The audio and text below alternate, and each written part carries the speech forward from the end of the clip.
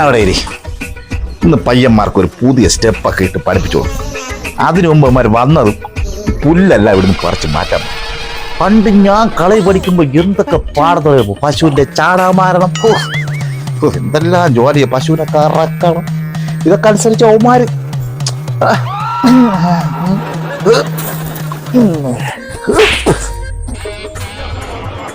കാണാനില്ലല്ലോ. ഈ വെക്കേഷനിൽ കുറെ പിള്ളേരെ പാടിപ്പിച്ച് പൈസ ഉണ്ടാക്കും, എന്നിട്ടൊരു ബെൻസ് കാർ എടുക്കും, എന്നിട്ട് എന്നെ മോശമെന്ന് പറഞ്ഞവന്മാരെ ഇടയിൽ കൂടെ തെണ്ടി തിരിഞ്ഞ് നടക്കണം. തെണ്ടി തിരിഞ്ഞല്ല, അടിപൊളിയായിട്ട് നടക്കും.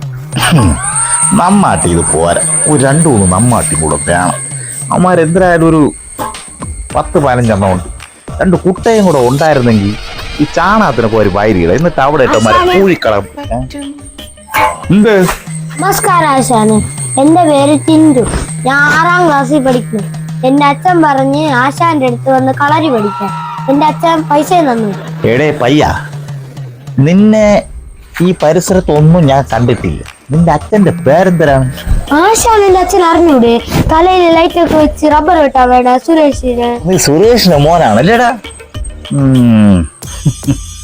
സുരേഷിന്റെ മോൻ.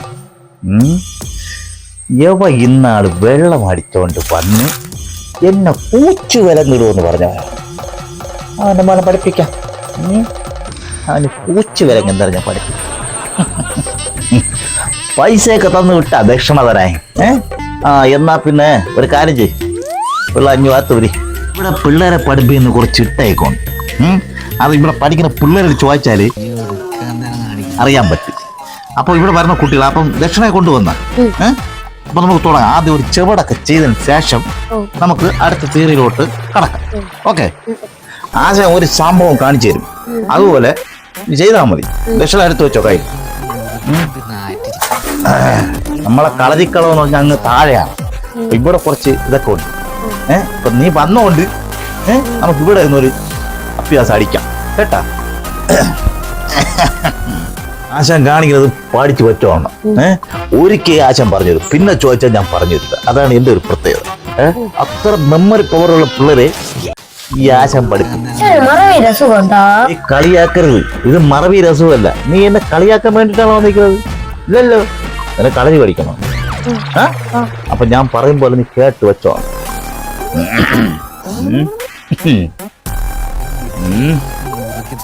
അല്ല, ഒരു കാര്യം ചെയ്യാം, പുല്ല് അത്ര നോക്കി പറയും. ആശാൻ എന്റെ വീട്ടുമുറ്റത്തുള്ള പുല്ല് പറിക്കാനേ എന്റെ അച്ഛൻ പറഞ്ഞിട്ട് ഞാൻ കേൾക്കണ്ട. പിന്നെ ഞാൻ ആശാന്റെ കണ്ടത്തിലുള്ള പുല്ല് പറിക്കും. ആശാനെ എന്റെ അച്ഛൻ പറഞ്ഞു വിട്ട് ആശാൻ പുല്ല് പറിപ്പിക്കാനും ചാണകം വാരാനും ചെയ്യിപ്പിക്കുന്നു. അതൊന്നും ചെയ്യണ്ട, കളരി പഠിപ്പിക്കാൻ മാത്രം ചെയ്യാൻ പറഞ്ഞു. സുരേഷ് അപ്പൊ അങ്ങനെയാണ് പറഞ്ഞത്. മോന്റെ അടുത്ത് ഇങ്ങനെ പറഞ്ഞെങ്കിൽ ഇപ്പൊ നാട്ടുകാർക്ക് എന്തുമാത്രം എന്നെ കുറിച്ച് പറഞ്ഞാണ്. ചുമ്മാ അല്ല, എങ്ങനെങ്കിലും ഈ ചെറുക്കൻ്റെ ഇത് പൈസ പിടിച്ച് വാങ്ങിക്കും, എന്നിട്ട് അടുത്ത പ്രാവശ്യം വരുമ്പോ കക്കൂസ് ക്ലീൻ ചെയ്യിപ്പിക്കാം. എന്റെ സ്കൂൾ എന്നാ തുറക്കണത്? 2 ദിവസം ഉണ്ടാ. ഞാൻ പഠിപ്പിച്ച സാധനം സ്കൂളിൽ പോയി ടീച്ചർമാരെ മുമ്പേ സാറന്മാരെ മുമ്പേ നീ അവതരിപ്പിക്കരുത്. അത് പിള്ളേരെ എടുത്തിട്ട് അടിക്കരുത് കേട്ടാ. നിന്റെ അച്ഛൻ ചുമ്മാ ആവശ്യമില്ലാത്ത കാര്യങ്ങളൊക്കെ പറയും, അത് നീ നോക്കണ്ട കേട്ടാ. അപ്പൊ ചുമ്മാ പറഞ്ഞത്. അപ്പൊ നമുക്ക് തുടങ്ങാം. കാല് ഫസ്റ്റ് കാല് ഫ്രണ്ടിൽ വെക്കും, എന്നിട്ട് കൈ ഇങ്ങനെ വെക്കും, എന്നിട്ട് ഇങ്ങനെ അടപ്പ് തുറക്കുമ്പോ ഈ കൈക്കകത്ത് ദക്ഷിണ വയ്ക്കാം. ഇതാണ് ഫസ്റ്റ് പരിപാടി. Okay, ready?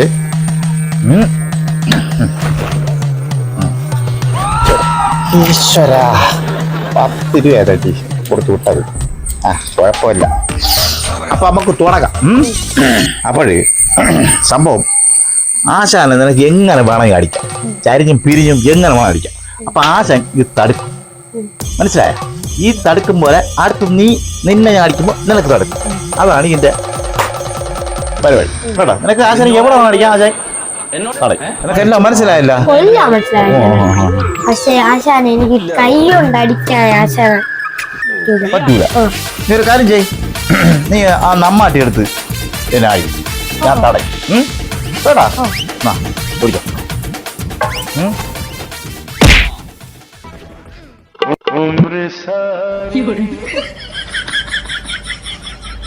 ആശാനെ, ആശാനെ ആശാനെ ആശാനെ